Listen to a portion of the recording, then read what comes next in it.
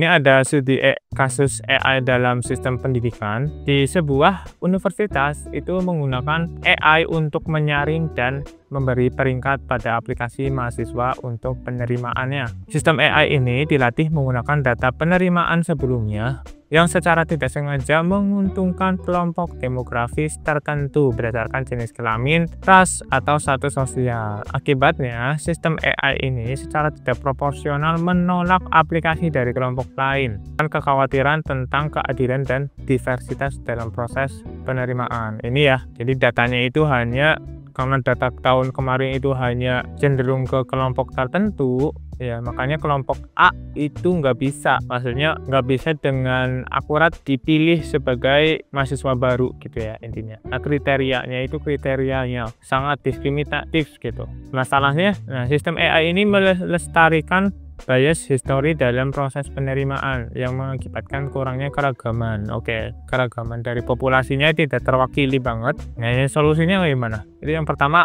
evaluasi ulang training data ya. Jadi jangan sampai datanya itu nggak kita evaluasi, nggak kita telusuri lebih lanjut apakah data ini relevan atau enggak. Kemudian penerapan teknik yang mengurangi bias itu bisa melakukan pemberian bobot ulang atau pengambilan sampel ulang justru untuk mengurangi bias dalam algoritma.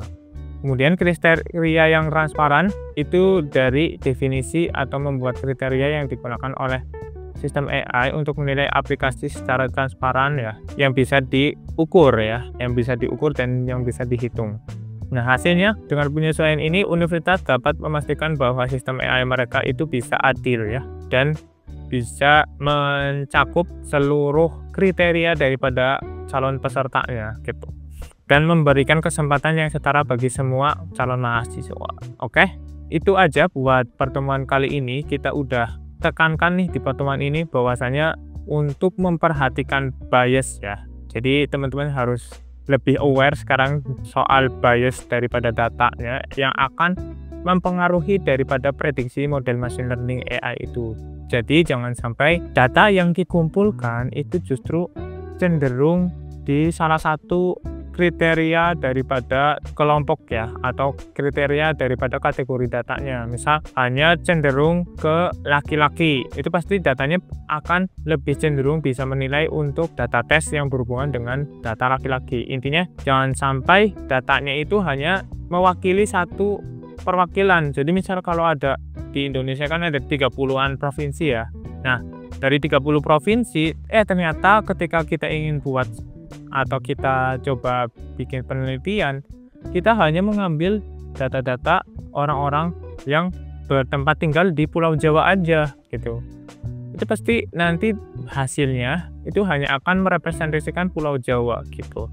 Jadi kita harus mengambil ke seluruh provinsi gitu untuk mewakili semua populasi. Intinya itu salah satu bias, tapi bias yang lain juga tadi bisa banyak faktornya ya, udah kita jelaskan di pembahasan tadi. Kalau teman-teman belum sempat dengar atau belum paham, bisa diputar ulang, dan jangan lupa dicatat ya.